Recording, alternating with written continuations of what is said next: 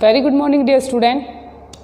आज का हमारा टॉपिक है बियर के विकृतिवाद का सिद्धांत, Baeyer strength theory of cycloalkanes. हम जो पढ़ रहे हैं, हमारा टॉपिक चल रहा है साइक्लोएल्केन्स के बारे में, जिसमें हमने देखा था कि साइक्लोएल्केन्स क्या होते हैं और साइक्लोएल्केन की मेथड ऑफ फॉर्मेशन क्या होती हैं। साइक्लोएल्केन जनरली ऐसे हाइड्रोकार्बन्स होते हैं जिनका स्ट्रक्चर तो साइक्लिक होता है, लेकिन उनके जो गुण होते हैं, करैक्टर होते हैं, वो एलिफैटिक्स होते हैं। कैसे होते हैं? एल्केन्स की भांति होते हैं। इस प्रकार के हाइड्रोकार्बन्स क्या कहलाते हैं? साइक्लोएल्केन कंपाउंड्स कहलाते हैं। साइक्लोएल्केन बनाने की बहुत सारी विधियां हमने पढ़ी थी, जैसे फ्राइंड मेथड है, विस्लीसिनस मेथड पढ़ा था हमने, डिकमान मेथड है, इस प्रकार से परकिन मेथड है। इन सब विधियों के द्वारा हम क्या करते हैं? साइक्लोएल्केन का निर्माण करते हैं या साइक्लोएल्केन का फॉर्मेशन होता है। आज हम देखते हैं साइक्लोएल्केन्स की बियर स्ट्रेंथ थ्योरी क्या कहती है। इंपॉर्टेंट थ्योरी है, इंपॉर्टेंट टॉपिक है साइक्लोएल्केन के अंदर। हमारा टॉपिक है साइक्लोएल्केन्स, जिसके अंदर आती है बियर स्ट्रेंथ थ्योरी, जिसे हम कहते हैं बियर के विकृतिवाद का सिद्धांत। बियर के विकृतिवाद का सिद्धांत या बियर की स्ट्रेंथ थ्योरी। बियर कौन थे? बियर एक साइंटिस्ट हैं जिन्होंने क्या किया है, जो भी साइक्लोएल्केन्स होते हैं उसके अंदर पाए जाने वाले स्ट्रेंथ, तनाव की खोज की है, उसके बारे में पता लगाया है। जनरली देखो क्या होता है, जनरली हम किसी भी एल्केन्स की बात करते हैं, साइक्लोएल्केन नहीं एल्केन की बात करते हैं, तो हम कहते हैं कि एल्केन जो है वो हाइड्रोकार्बन्स हैं और एक खुली श्रृंखला होती है। जब एल्केन या हाइड्रोकार्बन की एक खुली श्रृंखला होती है, उसके अंतर्गत प्रत्येक कार्बन का जो बॉन्ड होता है वो कितना होता है? 109 डिग्री 28 मिनट का रहता है। प्रत्येक बंध कोण कितना रहता है? 109 डिग्री 28 मिनट। इसका मतलब है कि ये संरचना जो होती है, एल्केन का ओपन स्ट्रक्चर या एल्केन की जो खुली संरचना होती है वो अधिक स्थायी संरचना मानी जाती है। It will be more stable then cyclic structure. तो एल्केन की खुली संरचना या खुली या ओपन संरचना होती हैं वो अधिक स्थायी होती हैं, क्योंकि इसके अंदर जो बॉन्ड एंगल होता है, बंध कोण का मान होता है, वो 109 डिग्री 28 मिनट का रहता है। किसी भी प्रकार का कोई विचलन नहीं पाया जाता। अब होता क्या है, अगर एक एल्केन की खुली श्रृंखला है, उस खुली श्रृंखला को हम दोनों सिरों से पकड़कर बंद कर देंगे तो ये खुली संरचना क्या बनाएगी? एक बंद संरचना का निर्माण करेगी। इसी बंद संरचना को कहते हैं हम साइक्लोएल्केन्स। अब ये साइक्लोएल्केन जो है वो एक प्लेनर संरचना या समतलीय संरचना होती हैं। जैसे मान लो ये प्रोपेन है, इसे हम कहते हैं प्रोपेन, एक खुली संरचना है।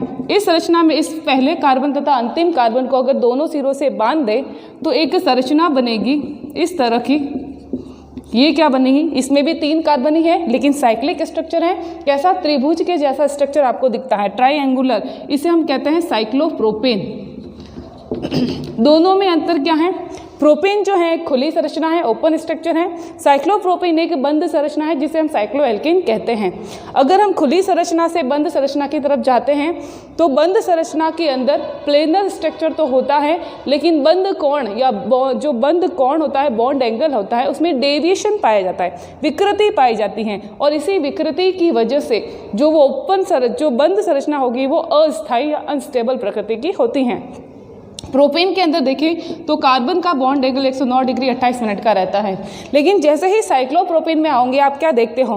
कैसी संरचना है? त्रिभुज के समान संरचना है, और त्रिभुज के समान संरचना है तो बंध कोण कितना होगा? 60 डिग्री का इसके अंदर रहता है। इसी तरह से साइक्लोप्रोपेन से अपन साइक्लोब्यूटेन की तरफ बढ़ेंगे। साइक्लोब्यूटेन कितने कार्बन? 4 कार्बन। जैसे ही हम साइक्लोब्यूटेन की तरफ बढ़ेंगे, कैसी है? प्लेनर संरचना है, लेकिन बंध कोण का मान कितना होगा? बंध कोण का मान देखते हो तो 90 डिग्री के आसपास। इट्स मीन आपको इस तरह की संरचना दिखती है, 90 डिग्री का बॉन्ड एंगल दिखता है। और ये 90 डिग्री का बॉन्ड एंगल है जो 109 डिग्री 28 मिनट से क्या है? कम होता है, उसके बराबर नहीं है। इसी प्रकार से हम आगे बढ़ते हैं साइक्लोपेंटेन की तरफ, तो इस तरह की संरचना प्राप्त होती है। साइक्लोपेंटेन कितने कार्बन होंगे? उसके अंदर 5 कार्बन होते हैं। तो कुछ इस तरह की संरचना प्राप्त होती है, 5 कार्बन वाली संरचना। ये 5 कार्बन वाली संरचना है तो बॉन्ड एंगल का मान कितना होगा इसके अंदर? इसके अंदर बॉन्ड एंगल का मान लगभग 110 10 के आसपास के अंदर बॉन्ड एंगल रहता है। ठीक है, कह सकते हैं 110 के आसपास का बॉन्ड एंगल होता है, 110, 105। इस प्रकार से हम देखते हैं कि सब के अंदर क्या बॉन्ड एंगल 109 डिग्री 28 मिनट है, नहीं है। इट्स मीन जब भी ये प्लेनर स्ट्रक्चर साइक्लिक संरचना का निर्माण करते हैं तो इनकी ज्यामिति तो समतलीय होती हैं, लेकिन बंद कोण का मान अलग अलग होता है। अतः बंद कोण का मान में क्या पाया जाता है, विचलन या डेविएशन पाया जाता है। जितना ज़्यादा विचलन और डेविएशन होगा उतना ज़्यादा उस संरचना के अंदर विकृति आएगी, डिफॉर्मेशन आएगा। जितना ज़्यादा विकृति आएगा उतनी वो संरचना अस्थायी हो जाएगी, अनस्टेबल हो जाएगी, उसका अस्तित्व नहीं होगा। इसी चीज़ को समझाया है बेयर नामक वैज्ञानिक ने, और उन्होंने अपनी सिद्धांत या थ्योरी दी जिसे कहते हैं बेयर के विकृतिवाद का सिद्धांत या बेयर की स्ट्रेंथ थ्योरी। बेयर ने कहा है कि जैसे जैसे हम साइक्लोप्रोपेन से साइक्लोब्यूटेन, साइक्लोब्यूटेन से साइक्लोपेंटेन, साइक्लोहेक्सेन, साइक्लोहेप्टेन, ऑक्टेन, इसी तरह से हायर साइक्लोएल्केन की तरफ बढ़ते हैं तो बनने वाले जो साइक्लो कंपाउंड्स होते हैं उनका स्थायित्व जो है हायर में जाने पर घटता है। सबसे पहले जब साइक्लोप्रोपेन ब्यूटेन की तरफ बढ़ते हैं तो विकृति ज़्यादा होती हैं, अतः संरचना अस्थायी होती है, संरचना अनस्टेबल होगी, और अनस्टेबल होने की वजह से विकृति ज़्यादा होगी, और विकृति ज़्यादा होगी तो वो संरचना बनेगी नहीं या उसका अस्तित्व नहीं होता है। जैसे हम पेंटेन की तरफ जाते हैं तो पेंटेन एक हायर स्टेबल संरचना मानी जाती है, क्योंकि उसके अंदर जो विकृति होगी वो विकृति मिनिमम होती हैं। उसके बाद में जब हम पेंटेन से वापस हेक्सेन, हेप्टेन की तरफ बढ़ेंगे तो वापस विकृति का मान बढ़ जाता है, क्योंकि उसके अंदर विचलन जो है वो ऋणात्मक स्टार्ट हो जाता है। तो इस प्रकार से हम कह सकते हैं कि हायर साइक्लोएल्केन का अस्तित्व नहीं होता है, और जो लोअर साइक्लोएल्केन्स हैं वो भी अस्थायी प्रकृति के होते हैं।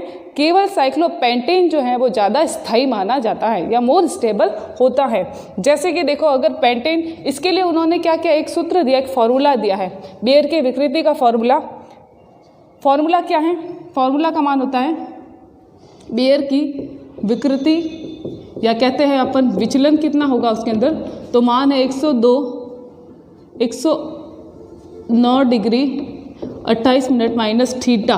थीटा क्या है, जो भी अपन कंपाउंड ले रहे साइक्लोएल्केन उसका एंगल कितना है, उसके एंगल को 109 डिग्री 28 मिनट से माइनस करेंगे, उसका हाफ करेंगे तो हमें जो वैल्यू मिलेगी वो उसकी विकृति कहलाती है। इस प्रकार बेयर ने एक सूत्र दिया जिसे हम कहते हैं बेयर के विकृतिवाद का फॉर्मूला, जिसके अंतर्गत हम देखते हैं फॉर्मूला क्या है, 1/2 109 डिग्री 28 मिनट माइनस थीटा। और थीटा का मान क्या होता है, थीटा का मान होता है कोई भी जो साइक्लोएल्केन से उस साइक्लोएल्केन के अंदर एंगल कितना होता है।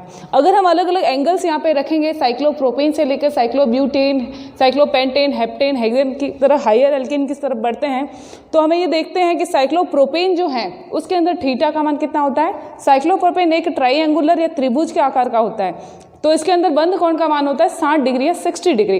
60 डिग्री के मान को जब अपन थीटा की जगह रखेंगे तो हमारा मान प्राप्त होता है 24.75, और ये वैल्यू हमें मिलती है पॉजिटिव या धनात्मक।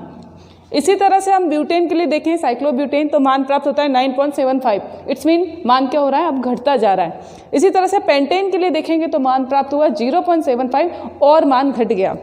अब जब आगे बढ़ेंगे हम पेंटेन से हेक्सेन की तरफ तो और मान घटेगा, लेकिन मान क्या होगा, अब ऋणात्मक में बढ़ना शुरू हो जाएगा, नेगेटिव मान प्रारंभ होना शुरू हो जाएगा। तो हेक्सेन के लिए मान हमें ऋणात्मक मिलेगा।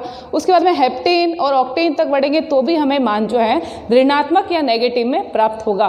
तो इस तरह से हम देखते हैं कि साइक्लोप्रोपेन के लिए सबसे ज़्यादा मात्रा में विकृति का मान या विचलन का मान प्राप्त होता है।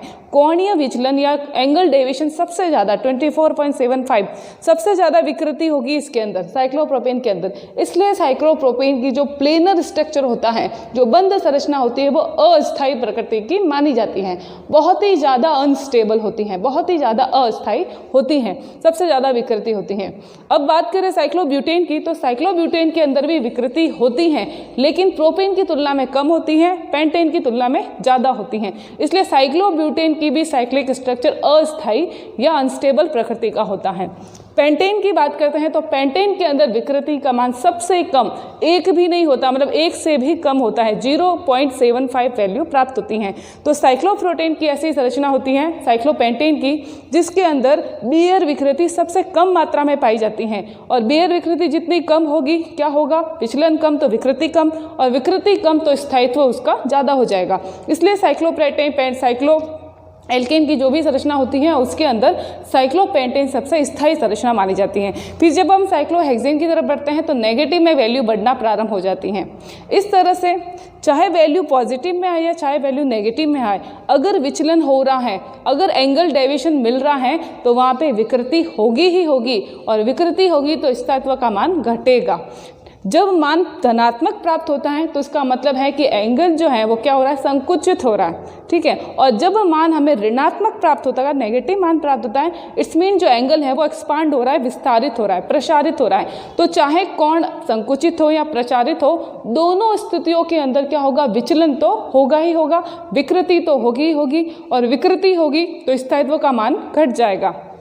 यही कारण है कि जब अपन साइक्लोप्रोपेन से हायर एल्केन की तरफ बढ़ते हैं तो हायर साइक्लो एल्केन तो बनते ही नहीं हैं, उनका बनना मुश्किल होता है, असंभव होता है, तथा साइक्लो एल्केन के जो लोअर सदस्य होते हैं वो बनते हैं तो अस्थायी प्रकृति के होते हैं। केवल साइक्लोपेंटेन ही स्टेबल नेचर का होता है, साइक्लोहेक्सेन भी स्टेबल नहीं होता है। ये सब किसने कहा, ये बेयर ने कहा। ये बेयर के विकृतिवाद के सिद्धांत के अंदर अपन पढ़ते हैं। So it is known as a Baeyer strength theory या बेयर का विकृतिवाद का सिद्धांत। फिर बेयर ने ये बताया कि जो साइक्लोहेक्सेन है उसकी अगर संरचना देखें तो उसकी संरचना भी कैसी होती है, इस प्रकार से होती है। बॉन्ड एंगल कितना होता है, 120 डिग्री का बॉन्ड एंगल इसके अंदर होता है। तो हमें नेगेटिव वैल्यू इसकी प्राप्त होती है लगभग 9.75 के आसपास। तो इस प्रकार से इसका ऋणात्मक मान प्राप्त होता है। इसके अंदर भी क्या होगी, विकृति पाई जाएगी। इस प्रकार से ये संरचना बनाना पॉसिबल नहीं है, ये बेयर ने कहा। लेकिन हमने सेकेंड यूनिट के अंदर जब स्टीरियो केमिस्ट्री पढ़ी थी तो मैंने आपको बताया था साइक्लोहेक्सेन के बारे में कि उसकी स्टेबल संरचना होती है, साइक्लोहेक्सेन बनता है। और कौन सी स्टेबल संरचना होती है, चेयर और बॉट फॉर्म। बस यही बात है इसके अंदर कि साइक्लोहेक्सेन के स्थायित्व को, इसकी संरचना को बेयर का विकृतिवाद का सिद्धांत एक्सप्लेन नहीं कर सकता। यही बेयर की लिमिटेशन या सीमा है। इसके लिए दो नए वैज्ञानिक हैं जिसका नाम क्या है, एक का नाम है शेशे तथा दूसरे का नाम है मोरे। शेशे तथा मोरे नामक के दो वैज्ञानिक हैं। उन्होंने बताया कि साइक्लोहेक्सेन की संरचना प्लेनर होती है। साइक्लोहेक्सेन के अंदर बॉन्ड एंगल 120 डिग्री होता है, इट्स मीन उसके अंदर डेविएशन पाया जाता है। ये संरचना स्थायी नहीं होगी। लेकिन अगर साइक्लोहेक्सेन की प्लेनर संरचना को दोनों तरफ से पकड़कर मोड़ दिया जाए तो एक मरोड़ी संरचना प्राप्त होती है। इस मरोड़ी संरचना के अंदर मरोड़ी या तनाव पाया जाता है, जिस वजह से उसका बॉन्ड एंगल कितना बन जाएगा, अब 109 डिग्री 28 मिनट के आसपास बन जाएगा, अब 120 डिग्री नहीं रहेगा। तो इसी मरोड़ी संरचना को किसने एक्सप्लेन किया था, शेशे तथा मोरे नामक वैज्ञानिक ने एक्सप्लेन किया था कि साइक्लोहेक्सेन जो होता है वो प्लेनर न होकर मरोड़ी संरचना के रूप में पाया जाता है। उसके अंदर मरोड़ी तनाव या डिस्टॉर्शन पाया जाता है, जिस वजह से बॉन्ड एंगल 109 डिग्री 28 मिनट का होता है। ठीक है, तो ये दो संरचनाएं उन्होंने बताई थी शेशे मोरे ने, हम पहले भी पढ़ चुके हैं। कौन सी थी, एक तो थी चेयर फॉर्म और एक थी बॉट फॉर्म। इस तरह से हमने पढ़ा है सेकेंड यूनिट में। ये इसकी क्या कहलाती हैं, बॉट फॉर्म कहलाती हैं, और ये कौन सी कहलाती हैं, चेयर फॉर्म कहलाती हैं। हर बॉट फॉर्म और चेयर फॉर्म दोनों के अंदर दो दो प्रकार के हाइड्रोजन होते हैं। एक प्रकार के वो हाइड्रोजन जो एक्सिस के अकॉर्डिंग रहते हैं, एक्सिस की तरफ रहते हैं, वो कहलाते हैं एक्सियल हाइड्रोजन। और जो इक्वेटोरियल कंडीशन में होते हैं उसे हम कहते हैं इक्वेटोरियल हाइड्रोजन। तो प्रत्येक कार्बन पर दो प्रकार के हाइड्रोजन होते हैं। अब सवाल ये आता है कि कौन सी संरचना स्थायी होती है। देखो, साइक्लोहेक्सेन इन दो रूपों में तो पाया जाता है, लेकिन कौन सी संरचना स्थायी होगी, कौन सी ऐसी संरचना होगी जो सामान्य ताप पर भी पाई जाएगी। तो आंसर आता है chair form. Chair form will be more stable, chair form will be more stable than the boat form. कारण क्या है, चेयर फॉर्म इसलिए स्टेबल होती हैं कि चेयर फॉर्म के अंदर दोनों प्रकार के हाइड्रोजन, एक्सियल हाइड्रोजन और इक्वेटोरियल हाइड्रोजन, दोनों प्रकार के हाइड्रोजन एक दूसरे से मैक्सिमम दूरी पर पाए जाते हैं। मैक्सिमम दूरी पर होने की वजह से एक दूसरे को ओवरलैप नहीं करते हैं। मैक्सिमम दूरी पर होने की वजह से एक दूसरे के बीच में रिपल्शन नहीं होता है या कम होता है, इस वजह से उनकी स्टेबिलिटी क्या होती है, हायर होती है। जबकि बॉट फॉर्म की बात करते हैं तो बॉट फॉर्म के अंदर मैक्सिमम हाइड्रोजन एक दूसरे को ओवरलैप करते हैं, एक दूसरे के नज़दीक होते हैं। उसके अंदर भी 1,3 पर पाया जाने वाला फ्लेगापोल हाइड्रोजन एक दूसरे के नज़दीक होंगे तो रिपल्शन ज़्यादा होगा, रिपल्शन ज़्यादा होगा तो क्या होगा, रिपल्शन एनर्जी बढ़ेगी, और रिपल्शन एनर्जी बढ़ेगी तो क्या बढ़ेगा, अनस्टेबिलिटी बढ़ेगी, वो अस्थायी संरचना हो जाएगी। यही कारण है कि chair form is more stable then boat form. Chair form या कुर्सी रूप नौका रूप की तुलना में स्थायी होता है। तो ये दो रूप पाए जाते हैं। सामान्य ताप पर चेयर फॉर्म पाया जाता है। सामान्य ताप पर चेयर फॉर्म के अंदर क्या होती है, फ्लिपिंग भी होती है, हमने ये भी देखा था। फ्लिपिंग मतलब एक्सियल हाइड्रोजन इक्वेटोरियल हो जाएंगे, इक्वेटोरियल एक्सियल हो जाएंगे, तो उसके अंदर फ्लिपिंग भी पाई जाती है। ये सब किसने बताया था, शेषर तथा मोरे नामक वैज्ञानिक ने बताया था। तो ये कहलाता है बेयर के विकृतिवाद की थ्योरी। बिल्कुल समझ में आ गया आपको। बेयर का विकृतिवाद क्या कहता है कि अगर कोई भी संरचना एल्केन्स की ओपन संरचना है तो वो स्टेबल होती है, बॉन्ड एंगल 109 डिग्री 28 मिनट का होता है। लेकिन उसी ओपन संरचना को बंद कर दिया जाए और एक साइक्लो एल्केन्स की संरचना बनती है, एक बंद संरचना बनती है, तो उस बंद संरचना के अंदर एंगल डेविएशन या विचलन पाया जाता है।